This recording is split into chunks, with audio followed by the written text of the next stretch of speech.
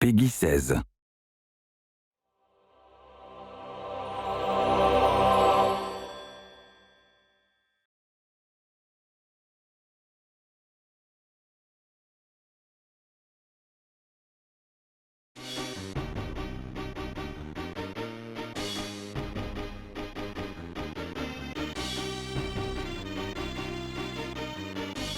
You know, there are a lot of similarities between doing art for a video game or doing art for a comic book, but there are huge differences as well. I mean, with a comic book page, you can vary the size of the panels. So you can have a really large detailed panel and then a really small intimate close-up panel. With a game, of course, the screen is always the same size.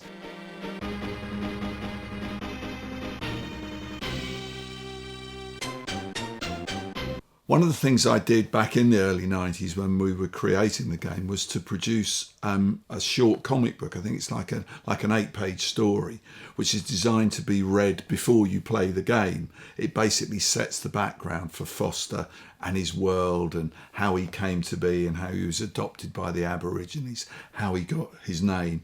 And it concludes with him being captured and taken on a helicopter to the city, and all of a sudden the helicopter malfunctions and dives in towards the city, and that's the end of the comic book. That's the cliffhanger, and then the game begins with the helicopter crashing and Foster escaping into the city and having his adventures.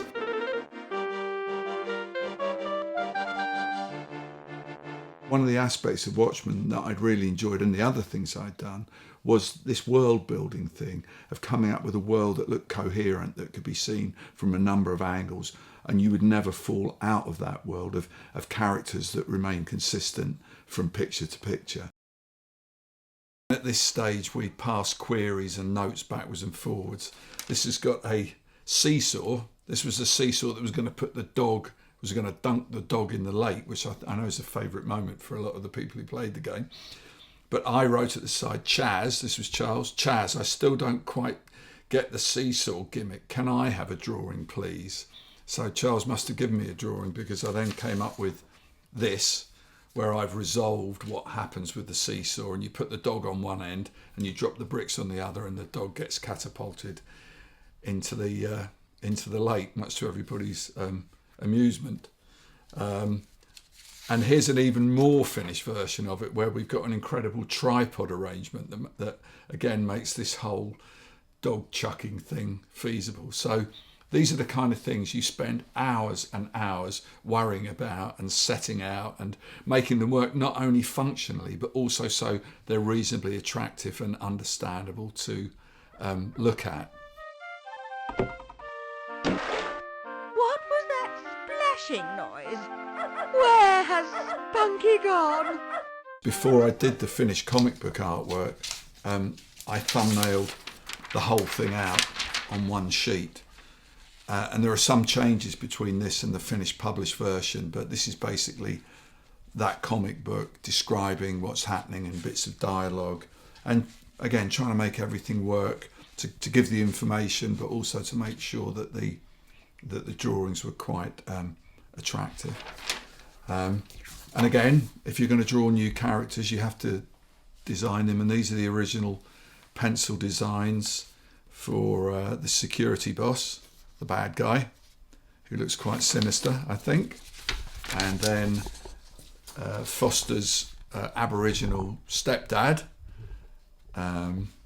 who's there looking a bit like an extra from Mad Max. And this was the hero of our piece, Foster, pretty much a traditional square-jawed, butch-looking hero with this leather kind of Australian stockman's coat on. But again, whenever I design a character, I like to show them clearly from several angles, so I've got something to refer to when I have to draw them from different angles.